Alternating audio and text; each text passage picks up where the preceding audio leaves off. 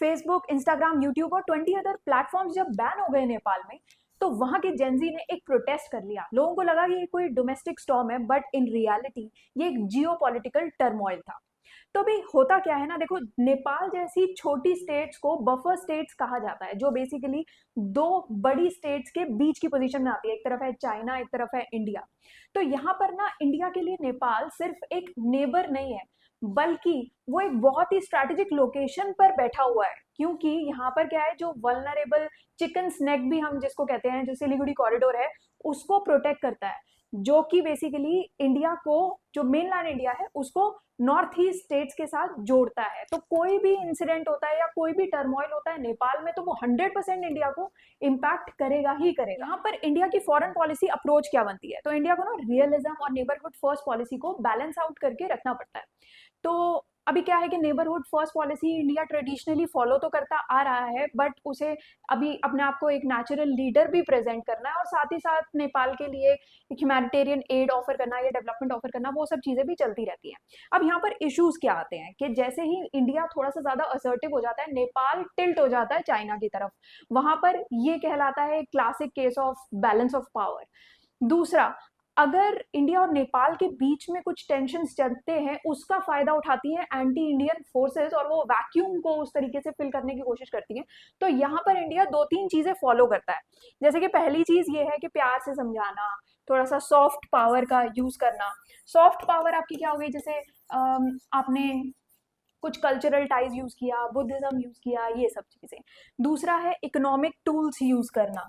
Economic tools हुए कि जैसे कुछ ट्रेड करना, इन्वेस्टमेंट्स करना, हाइड्रो पावर, ये सारी चीजें। नेक्स्ट है सिक्योरिटी कॉपरेशन, कि चलो हम दोनों मिलके जॉइंट ड्रिल कर लेते हैं। पॉलिटिकल मींस यूज करना, कि आराम से बैठ के नेपाली पार्टीज के साथ बातचीत करना। ये सारी मिक्सचर यूज करता है इंडिया अपना बैलेंस बनाने के लिए। तो अगर नेपाल में कुछ फॉरेन बैक्ड रेजीम चेंज आता है ना, तो उसका 100% इम्पैक्ट पड़ता है इंडिया पे। क्योंकि इंडिया को ना एकदम से वो हाँ देखते हैं क्या होगा, वो वाले मोड में इंडिया नहीं काम कर सकता है। इंडिया को तुरंत एक एक्शन मोड में आना पड़ता है, सब चीजों को बचाने वाले मोड में आना पड़ता है, क्योंकि अगेन एक स्ट्रैटेजिक लोकेशन है। यहाँ पर इंडिया और नेपाल का आपस में रिलेशनशिप कैसा है, तो देखो वैसे तो बहुत सारे प्रोज हैं, जैसे free movement of people, work, लोग आते जाते रहते हैं। देन यहाँ पर बहुत सारे ऐसे नेपाली सिटीजन हैं जो कि गोरखा रेजिमेंट्स में भी है। इंडिया टॉप ट्रेड पार्टनर है नेपाल का, एंड देन एफडीआई में भी टॉप सोर्स है। देन बहुत सारे हम लोग जॉइंट प्रोजेक्ट्स भी करते हैं, जैसे पेट्रोलियम पाइपलाइन हो गया, हाइड्रो पावर प्रोजेक्ट्स हो गया। बट यहाँ पर साथ में चैलेंजेस भी आते हैं। एक तो ये चैलेंज है कि हम हमेशा से ना एक लव ट्राइंगल में है, इंडिया, नेपाल एंड चाइना। दूसरा, चाइना का इन्फ्लुएंस और ज्यादा बढ़ा है। फिर एक मेजर जो प्रॉब्लम आती है ना, कि नेपाल में ना गवर्नमेंट चेंज बहुत जल्दी जल्दी होती है। तो इंडिया में जैसे ये लगता है ना कि यार रिजीम चेंज होने वाली है, इंडियन स्ट्रैटेजीज एकदम अलर्ट मोड में आ जाते हैं। अब ये जो पूरा इशू हो रहा है नेपाल में, इससे इंडिया को क्या फर्क पड़ना चाहिए। आप देखो चेन ऑफ इवेंट्स कैसे हुए हैं, कि एक प्रोटेस्ट होता है, उसके बाद फंड्स फ्लो करते हैं ऐसे ग्रुप से जो कि वेस्टर्न सॉफ्ट पावर नेटवर्क से लिंक्ड है। उसके बाद जो चाइना की तरफ लीन कर रही थी गवर्नमेंट, वो कोलैप्स कर जाती है।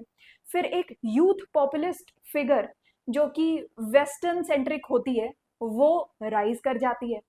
एंड देन एक यंग डिप्लोमेट होता है जिसको एम्बेसडर बना दिया जाता है, स्पेशल एनवॉय होता है वो साउथ सेंट्रल एशिया का। ये सब चीजें चलती है। तो ये क्या है, ग्रेट गेम 2.0 टाइप का लग रहा है इंडिया, चाइना और नेपाल का। इससे ये समझ में आ रहा है कि हो सकता है कि यहाँ पर इंडिया और चाइना के ऊपर प्रेशर बनाने की कोशिश की जा रही है, और पॉन नेपाल को रखा जाए। इंटरनेशनल रिलेशंस में ना ये जो पूरा इशू है, इसको आप किस तरीके से लिख सकते हो। इस पर पीएसआर ऑप्शनल में ये क्वेश्चन ऑलरेडी पूछ चुका है यूपीएससी।